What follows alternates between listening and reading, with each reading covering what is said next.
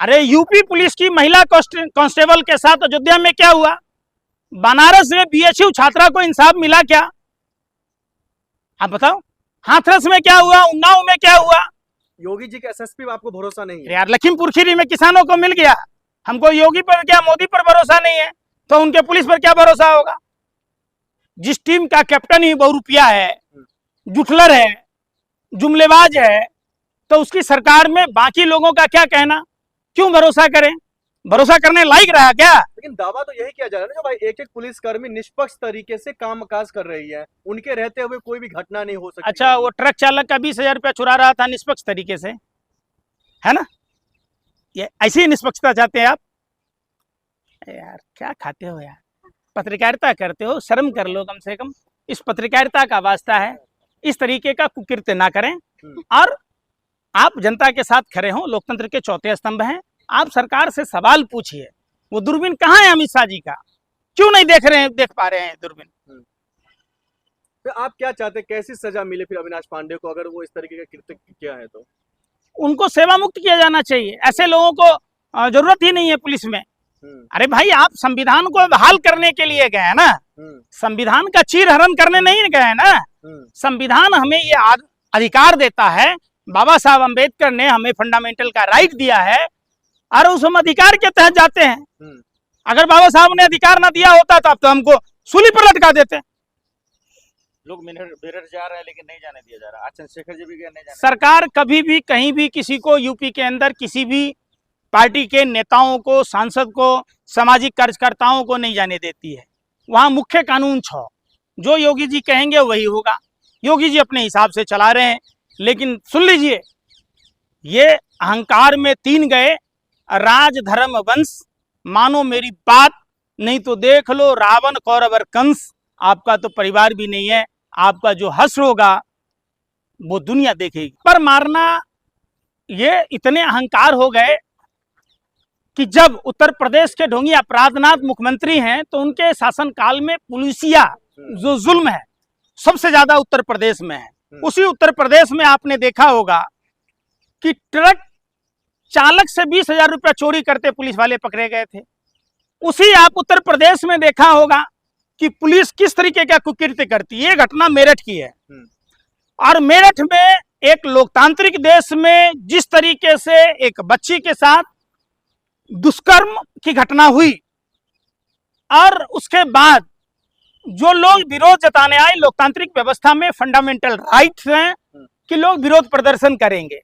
सबसे भयावह स्थिति तो उस समय देखने को मिला जब पुलिस वैन में डिटेन कर रखा गया था, तब वहां लात जूतों की बरसात की गई।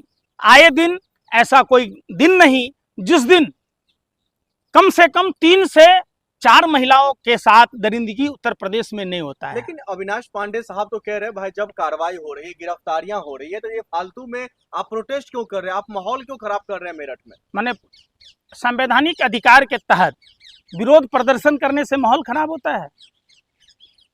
कौन सा फर्क क्या है?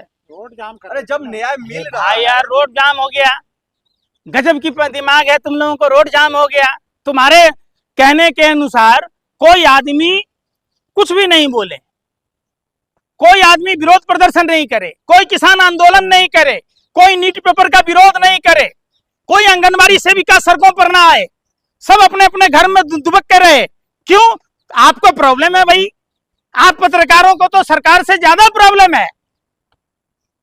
लेकिन अगर न्याय मिल रहा है तो फिर फालतू में प्रोटेस्ट क्यों? न्याय कैसे मिल गया? हाथरस में न्याय मिल गया, इतना प्रोटेस्ट हुआ, न्याय नहीं मिला। अरे यूपी पुलिस की महिला कांस्टेबल के साथ अयोध्या में क्या हुआ? बनारस में बीएचयू छात्रा को इंसाफ मिला क्या? आप बताओ। हाथरस में क्या हुआ? उन्नाव में क्या हुआ? योगी जी के एसएसपी पे आपको भरोसा नहीं है? यार लखीमपुर खीरी में किसानों को मिल गया, हमको योगी पर क्या मोदी पर भरोसा नहीं है तो उनके पुलिस पर क्या भरोसा होगा? जिस टीम का कैप्टन ही बहुरूपिया है, जुटलर है, जुमलेबाज है, तो उसकी सरकार में बाकी लोगों का क्या कहना? क्यों भरोसा करें? भरोसा करने लायक रहा क्या? लेकिन दावा तो यही किया जा रहा है ना, जो भाई एक एक पुलिसकर्मी निष्पक्ष तरीके से कामकाज कर रही है, उनके रहते हुए कोई भी घटना नहीं हो सकती। अच्छा, वो ट्रक चालक का 20,000 रुपया चुरा रहा था निष्पक्ष तरीके से, है ना? ये ऐसी ही निष्पक्षता चाहते हैं आप? यार क्या खाते हो यार, पत्रकारिता करते हो, शर्म कर लो कम से कम। इस पत्रकारिता का वास्ता है, इस तरीके का कुकृत्य ना करें। और आप जनता के साथ खड़े हो, लोकतंत्र के चौथे स्तंभ हैं। आप सरकार से सवाल पूछिए, वो दूरबीन कहाँ है अमित शाह जी का, क्यों नहीं देख पा रहे हैं दूरबीन। फिर आप क्या चाहते हैं, कैसी सजा मिले फिर अविनाश पांडे को अगर वो इस तरीके का कृत्य किया है तो? उनको सेवा मुक्त किया जाना चाहिए। ऐसे लोगों को जरूरत ही नहीं है पुलिस में। अरे भाई, आप संविधान को बहाल करने के लिए गए हैं ना, संविधान का चीरहरण करने नहीं गए हैं ना। संविधान हमें ये अधिकार देता है, बाबा साहब अम्बेडकर ने हमें फंडामेंटल का राइट दिया है, और उस हम अधिकार के तहत जाते हैं।